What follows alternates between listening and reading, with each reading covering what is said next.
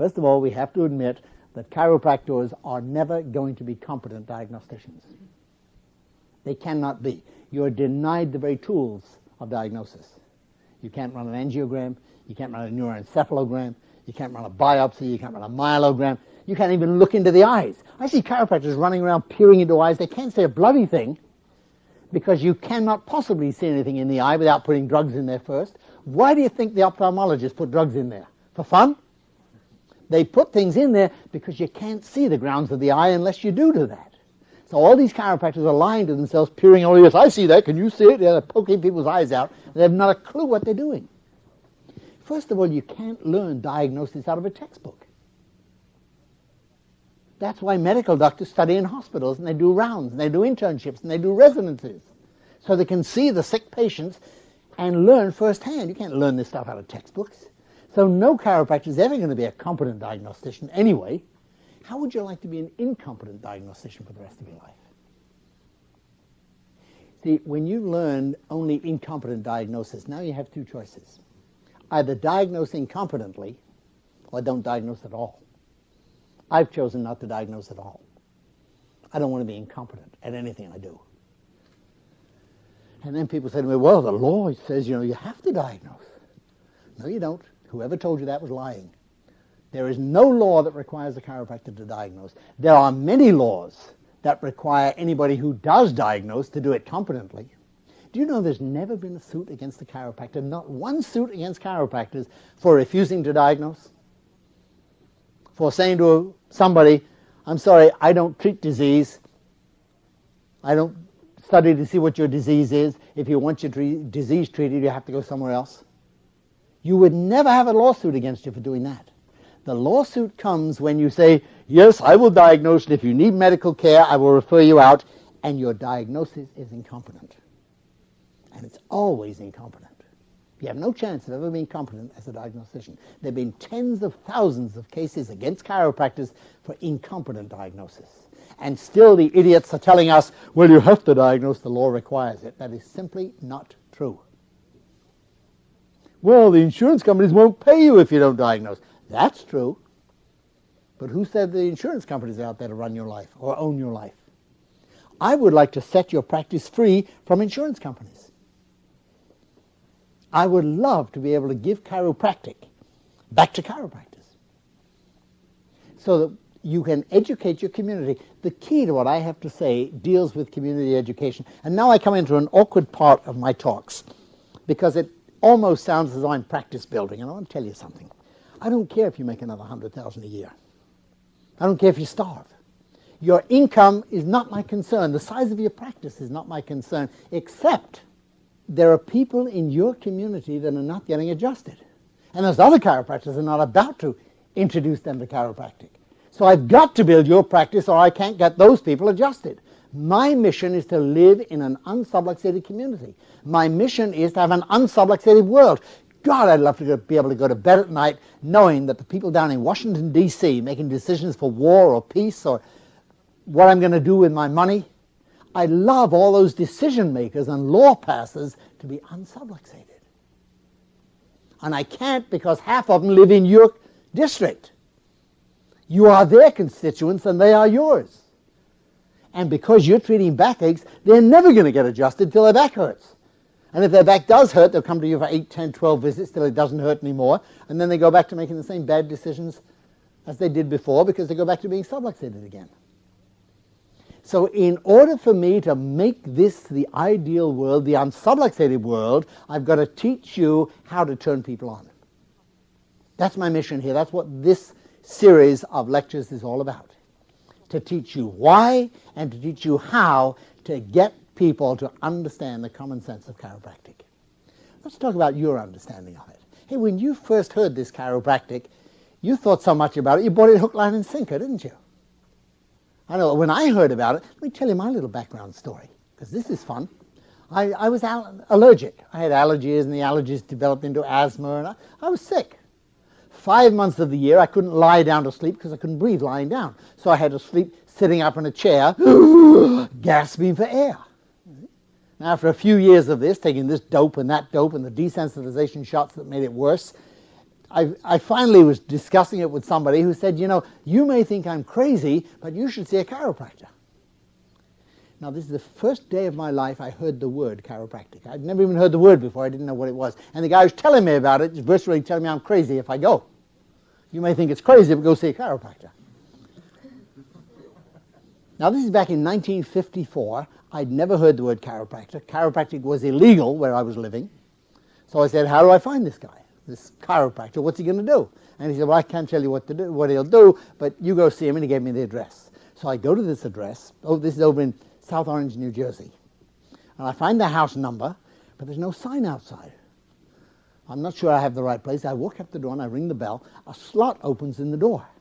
And his face peers out. It's like Smokey Joe's saloon, you know. What do you want? I said, well, I've come to see Dr. Peruso. And he, oh, wait, there's no doctor here. He thought I was some cop coming to arrest him for practicing medicine without a license. Chiropractors weren't recognized and weren't licensed. If he was treating sick people, the law says he was practicing medicine. So he thought I was either a spy from the AMA or the health department or one of their stooges that sent to arrest him. So he said, no, there's no doctors here. What do you want? And finally I convinced him I was legit. I told him who sent me, and he brought me in and explained a little about chiropractic.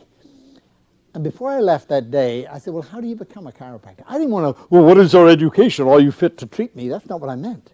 What I meant was, how do I become a chiropractor? Now, I had a very successful import business at the time. That night, I went home and I called my partner who was on a buying trip in England. And I said, Paul, get your ass back here. You've just inherited a business. I'm going away to be a chiropractor. The first day that I heard the word chiropractor, I had it explained to me. I bought it hook, line, and sinker. One thing I'd like you to know about Reggie. He may be very abrasive and annoy people like hell, but he's not stupid. Reggie's pretty bright. And in spite of that, or maybe because of it, he got this new idea and said, damn it, that's what I want to do for the rest of my life. And I went out and lived in Death Valley, Iowa for 4 years to become a chiropractor. Now, your story is very similar to mine. You did much the same thing. Maybe it took you a little longer, maybe it didn't. But you became a chiropractor because chiropractic made sense to you. What makes you think it won't make sense to somebody else too? What makes you think you have to lie about it and say, well, it'll patch up your backache in order to be accepted? The fact is, there are millions upon millions of intelligent people out there who, if only somebody would explain chiropractic to them, would say, you know something? That makes sense. That makes sense. I was sitting in a sushi bar not too long ago talking with a spinologist, and we're talking about chiropractic and adjusting and this and that, and there's a couple sitting on my right-hand side, and she's listening to the conversation, and her husband is getting on with his sushi. See, when I travel, I'm on the road a great deal. I love to eat in sushi bars because it's sociable. You can always find and meet people to talk with. If you go to a restaurant, you sit there all by yourself like a dummy through a meal. You can't read a book because they have romantic lighting in restaurants. It's too dim to even see a book. So meals are not fun. I go to sushi bars. Now here I am talking about how vertebral subluxation messes up body chemistry. You know, the missing link between the chiropractic explanations you have heard and the best one is body chemistry. A vertebral subluxation interferes with the brain's ability to control the glands that make chemicals, as a result of which body chemistry is a little out of balance. An imbalance in body chemistry is the root cause of just about any system in the body going wrong. Look at the impact of chemicals on athletes. Athletes take drugs to improve performance. They increase speed, strength, stamina. I wonder if what the opposite change in body chemistry would do. Would that weaken strength, lessen speed, reduce stamina? How about people who are hyper and they take chemicals to become hypo? Or people who are hypo and take chemicals to become hyper? If you intend to be at any time in your life all that your body could be, if you intend to perform at peak level at anything, you better have your body chemistry in perfect harmonious balance. And that cannot be done from the outside in. Nobody knows what your chemical balance is. Nobody knows what your chemical needs are except your own body. Your body consists of millions of little chemical factories called glands. And if each one produces the right chemicals, you're in a state of chemical harmony. And to produce those right chemicals, they must be controlled by the brain every split second of the day, 24 hours a day. A vertebral subluxation interferes with that control mechanism, as a result of which the chemical producing glands can function a little out of balance, chemistry can be changed a little bit, and you can change anything from personality to concentration to moods to health or sickness. Everything changes when you change body chemistry. And you need to get your public to understand that. When there is a vertebral subluxation and your chemistry is out of balance, the result is you will never again be all that you could be until the chemical balance is restored, and the only way to restore the chemical balance is to be unsubluxated again. So there's no such thing as a person who is subluxated functioning normally. And I'm discussing that with a fellow in the sushi bar. The lady on the other side chips into the conversation. I told you sushi bars are sociable. She says, well, do you think that this subluxation thing could be responsible for my PMS, my premenstrual syndrome? And her husband said, well, of course it can. Didn't you hear what he said, dummy? Now, the kicker to this whole thing is that the husband just happened to be an orthopedic surgeon. He was not opposed to what I was saying. Nobody with half a brain can be opposed to chiropractic. You know who's opposed to it? Idiot chiropractors who don't want to be chiropractors and want to be something else instead. They want to be absorbed into medicine and bought and paid for by insurance companies. They're ashamed of this philosophy. Because if people adopt that philosophy, they're not real doctors. You're not a doctor. That's true. Reggie's not a doctor. I don't treat or cure anything. How dare I call myself a doctor? And they say, well, you can be a doctor without treating things. How about a doctor of literature? Doctor of divinity? Doctor of music? And with this kind of bullshit background, we give ourselves the right to the title doctor. And we are entitled to it.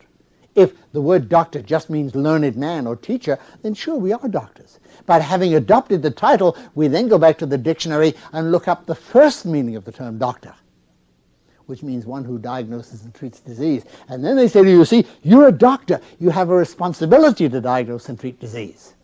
See the way the game is played? And they're constantly telling you, you've got to behave like a doctor. They don't say like a doctor of philosophy or doctor of literature. They say you have to be a disease treater. It is not true. You can choose to be what you choose to be. Now, why then can't all the chiropractors see this? Why do they so desperately want to be MDs? And I must admit, I don't know the answer to that, except sometimes it's difficult to get people to accept a new idea. Sometimes it's easier to go along. I talk with chiropractors. I talked with them quite recently about this. Look, if you feel this way, why did you become a chiropractor at all? Why not become a medical doctor? And he said, well, I tried. I couldn't get in. And I thought, my God, that's really what we need in chiropractic, is a whole bunch of medical college flunkies. They're not good enough to be MDs, so they're going to sneak into chiropractic college, become a chiropractor, and then into the back door of medicine. To become a half-assed doctor of physical medicine without the qualifications, without the training, just so they can rake in either the money or the ego of being a doctor. And half their life is devoted to playing doctor instead of to keeping people unsubluxated. And people come into them and say, well, look, I have this pain in my chest. Do you think you can help me? And the chiropractor says, well, let's see if it's a chiropractic problem. Huh? Let's see if chiropractic can help you. We'll take some x-rays to see if chiropractic can help you. That's not why you take x-rays. You know, for chiropractic to help somebody, what do you really have to know about that person? Well, you have to know that they're alive and that they have a spine. If somebody's alive and they have a spine, don't you think that spine should be checked by a chiropractor regularly throughout their life? Are you dumb enough to walk around subluxated without getting your spine checked? Of course not. Then how can you condemn other people to do that? And say, well, I will only adjust you if your symptoms are caused by subluxation. First of all, you have no idea whether symptoms are caused by subluxation or not. The very fact that there is a subluxation should be enough for you. Well, if you adjust me and get rid of all these subluxations, will my pain go away? You want the truth, the real answer? How the hell do I know? That's the real answer. When I adjust, people come to you and they want, well, can you help me? The answer to that is yes. If you're alive and if you have a spine, I can help you. But you don't know what my problem is yet. I'm not interested in your problem. Well, I do have one real question. Are you subluxated? Well, no. Good. Get on the table and let me find out. You see? And if you don't have a vertebral subluxation, I want to check you next week anyway to see if you have one then. So chiropractic is for everybody. How dare we split people up and say we're only going to take care of these and send the others out? And yet there's a whole bunch of chiropractors. I would say the vast majority of chiropractors, maybe 95% of chiropractors, live their life by patching up certain conditions and referring the others out to medicine or to other forms of medicine. And I said to myself, well, why don't they buy this philosophy? And the truth is, most of them never heard it. Most of them weren't even exposed to it. I got a call today from a student at Northwestern Chiropractic College who stumbled upon chiropractic by accident. Had been going to school for years, didn't know there was such a thing as chiropractic. And here she is, a student in the chiropractic college. And then she found out, she almost flipped out. Chiropractic is exciting, but first you have to find it. And that means you have to get by the barrier of all of those people who are ashamed of chiropractic. They want the name chiropractic because that allows them to be a doctor. That allows them to treat disease. That allows them to make a lot of money. That allows them to deal with insurance companies. They want the title doctor. They want the title chiropractor, but they don't want the philosophy of chiropractic. My job with you is to share with you this dream of living chiropractic as a philosophy and sharing it with all who listen. And if somebody wants patch-up treatment instead, they're quite welcome to leave. You know, some of these chiropractors are afraid of losing a patient. Here's somebody comes in and says, look, I want my back fixed up. And the chiropractor says, well, I don't do that. What I do is turn on life. Oh, I don't want that. I just want that back fixed up. Won't you let me turn on your life? No, just backache. Okay, I'll treat the backache. They sell out. Now, the fact is, if you stick with your guns and they come to you and say, hey, will you patch up my back? And you say, no, I don't do that. And the argument goes on, and finally you're adamant, they're adamant, what's going to happen? They're going to split. You see, I lost a patient. And chiropractors are so afraid of losing a patient that they give up their principle.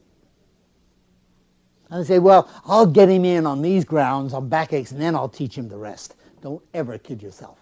If they can't buy chiropractic on logic alone, they're never going to buy it. They're never going to buy it. This idea of selling it on results is ridiculous. For every sick patient you show me who got well at the hands of a chiropractor, I'll show you one with a similar condition who failed to get sick at the hands of a chiropractor, very often the same chiropractor. We're lying to ourselves. If you go with results, you're doing the wrong thing. Now, the problem is that when you talk to people, somebody comes into you, we've done such a lousy public education job in the last 90-odd years. We've so lied to the people with this whole thing about chiropractic cures this and chiropractic cures that. Now people come into you, maybe some of your old patients come back into you, say, hey, doc, I got it again, my back hurts. And you say, well, I don't treat bad backs. Oh, you did last time. You're going to have the strength and the courage to live according to your principles and discharge from your practice or refuse to accept into your practice those people who don't want chiropractic. I remember one of my early patients came in. It's a strange story. I was in this tiny little office in Spring Valley, New York, and a new patient walks in. God, did I need that? You know, he's brand new in practice. The bills are mounting up. Here comes a new patient. And he could barely speak English. And I couldn't, you know, this is back before I knew what chiropractic was. I was fresh out of Palma. So all I knew was you help sick people get well. And I got his story from him. And something about his foot. And finally, the one sentence that came through loud and clear was, X-ray the foots. So I explained we don't need to X-ray the foots. In those days, I was taking X-rays and I X-rayed the spine. And when I was all finished, he said, yeah, now X-ray the foots.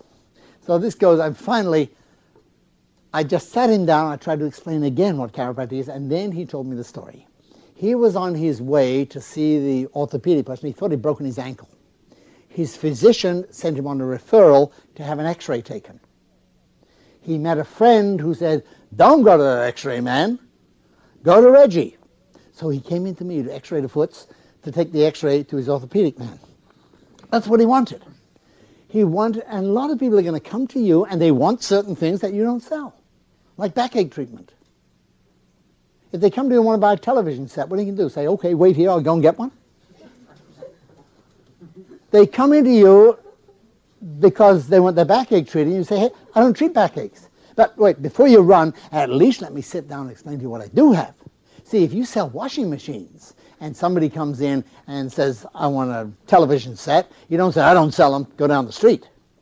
You say, well, I don't happen to have a television set, but let me show you this fabulous new washing machine. And you try and sell them what you do have. That's what you're going to do in your practice in chiropractic. You're not just going to turn everybody away who says, I want my backache fixed. See, over the last 90 years, we've told the world we're great on backaches, we're great on backaches. Now, the only people who are going to walk into your office are those who want their backache fixed, or their stiff neck. And you say, well, you see, that's what everybody wants. That's what chiropractic is. That is not what chiropractic is. That is the result of the lies we've told the public for 90-odd years. Now, it's your job and my job. If you want the job, you don't have to take it. But if you want the job, it's our job then to turn them around and start to explain what real chiropractic is and how wonderful it is to go through a life free from vertebral subluxation. And I'll tell you a little secret. When you start to tell people that, not everybody wants it. They may believe it and say, yeah, well, that's very nice, but I want my back fixed up. And then you need to have the guts to say, okay, you get your back fixed up, but in the meantime, let's keep you unsubluxated. What you say instead is, well, if we get you unsubluxated, your backache will probably clear up anyway. And that may even be true some of the time on some of the people. The problem is you don't know which of the time on which of the people. So you're compromising your principles. And as a result, the only people that come in are those with backaches or menstrual cramps or asthma, whatever you're advertising that you're good for. People with those things come in, and you don't turn anybody on to lifetime family maintenance care, and you say, well, I try. No, you don't. In order to try, you must tell every patient that's the only thing I do. You can't be a jack of all trades and expect the public to have an identity for you. You need an identity. And the identity, I think, should be subluxation corrector, not backache fixer. And if you're ready for that, if you have the guts to go back into your practice, and the first new patient who walks in, who comes in for a stiff neck or a backache, please don't wait for somebody to come in and say, I came in to have my life turned on. It'll be a cold day in August before that happens. So as the people come in and they want mechanotherapy or physical medicine or whatever it is they come in for, you sit them down and teach them chiropractic instead. Give them a choice. Well, if you would just get rid of all these subluxations, you think my backache will clear up? Honest answer? How the hell do I know? I do know this with absolute certainty. If I get rid of these vertebral subluxations, your life will be better. Chiropractic always works, 100% of the time. I don't know what the manifestations will be. Could be you'll sleep better, could be you'll live 2 days longer, could be you won't get the flu next year, could be your golf game will improve because you're better coordinated, could be you don't fight with your wife as much, could be you come home from work a little less tired and have a family life again. I don't know what the manifestation will be. It's different in everybody. I know this. You cannot possibly become unsubluxated without reaping benefits from it. Just don't expect me to predict those benefits. Does chiropractic get results? Absolutely, 100% of the time. Does anybody honestly know what those results will be? No. Sometimes we can guess. Sometimes we even guess right. I prefer not to even try and guess. Just to tell them your life will be better. Unsubluxated people are the way people should be. That's all. I adjust people because people are not meant to be subluxated. Now, how do we get people to listen to this? How do we turn them around? That we'll discuss in the next session.